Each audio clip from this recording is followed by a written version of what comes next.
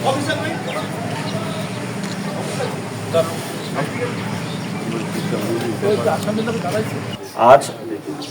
15ই November গোয়েন্দা তথ্যের ভিত্তিতে রাত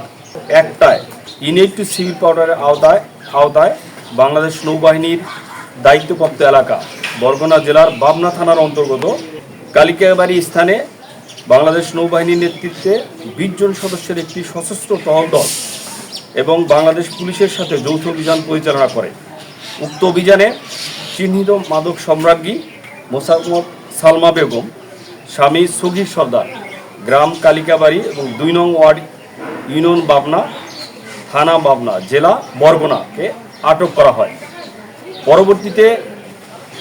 আটককৃতদের তথ্যের ভিত্তিতে তাদের নিজস্ব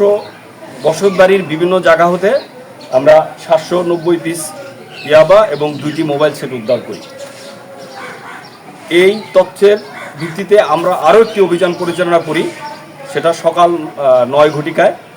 এবং বাংলাদেশ নৌবাহিনীর দায়িত্বপ্রাপ্ত এলাকার বরগুনা জেলার বাবনা থানার অন্তর্গত কলাগাছিয়া গ্রামে। উক্ত অভিযানে ইয়াবা খোকন নামে পরিচিত, যার আসল নাম মোহাম্মদ মোস্তফা কামাল, পিতা মৃত্যু সাদেক মিয়া, গ্রাম কলাগাছিয়া, 3 নং ওয়ার্ড, ইউনিয়ন 2 নং বাবনা, থানা বাবনা, জেলা বরগুনাকে আটক করা হয় এবং তার কাছ থেকে 770 পিস ইয়াবা উদ্ধার করা হয় এবং 470 পিস ইয়াবা উদ্ধার করা হয়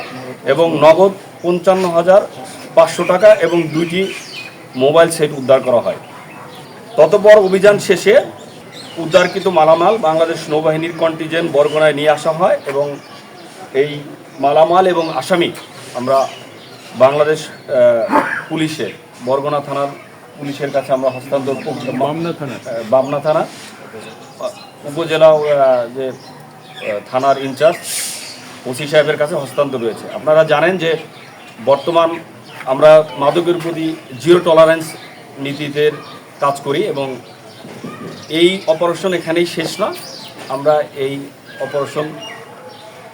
কন্টিনিউ করব আমরা, যাতে এই বাবনা থানাতে কোনো মাদক না থাকে।